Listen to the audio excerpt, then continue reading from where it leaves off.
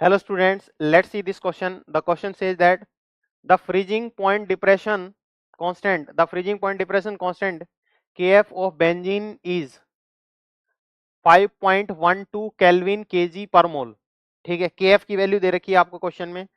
Kf की value हम लिख लेते हैं. Kf की वैल्यू है 5.12 केल्विन kg पर मोल. ओके, आगे बढ़ते हैं.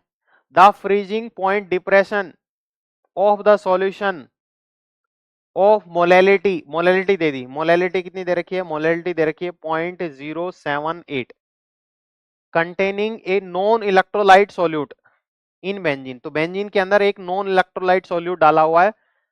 और अब depression in freezing point of the solution मतलब डेल्टा टी एफ पूछा है आपने से. क्या पूछा है? Delta T F. आपको पता है डेल्टा टी एफ एक कोलिगेटिव प्रॉपर्टी है. Delta T F is equal to I into K F into molality. I क्या होता है? Van't Hoff factor. अब वांट ऑफ फैक्टर कैसे निकालें? वांट ऑफ फैक्टर के लिए हमें सवाल में कहा है कि ये एक नॉन इलेक्ट्रोलाइट सॉल्यूट डाला है. और हम जानते हैं जब नॉन इलेक्ट्रोलाइट सॉल्यूट होता है उस केस में वांट ऑफ फैक्टर की वैल्यू कितनी होती है? 1.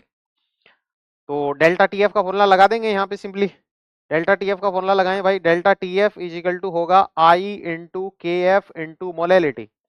आई की वैल्यू 1, के एफ की वैल्यू भाई दे रखी है 5.12 इंटू मोलैलिटी की वैल्यू दे रखी है कितनी? 0.078. अब देखिए इसको कैलकुलेट करने के लिए, अब कैलकुलेट करने से पहले एक बार ऑप्शन देख लिए. 0.8, 0.4, 0.6 और 0.2.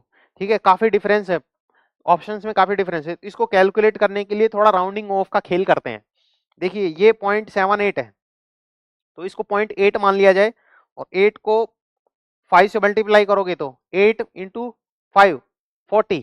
तो यहाँ डेसिमल के अकॉर्डिंग देखो तो 0.4 के आसपास आना चाहिए. 0.4 के आसपास. 0.4 के आसपास में कौन सा आंसर है? यही वाला आंसर है. तो option B is the right choice. ठीक है, अगर एग्जैक्टली कैलकुलेट करने चाहते हो तो यही वैल्यू आएगी आपके पास में 0.4. ठीक है ना, कैलकुलेट. यहाँ पे हमने क्या किया स्मार्टली, हमने देखा कि ये वाली वैल्यू है 0.78, 0.08 के आसपास में और ये 5 है. तो 0.08 इंटू 5 0.40 के आसपास में आने चाहिए थे वैल्यू. तो ये वाली वैल्यू आ गई. तो option B is the correct choice. Thank you.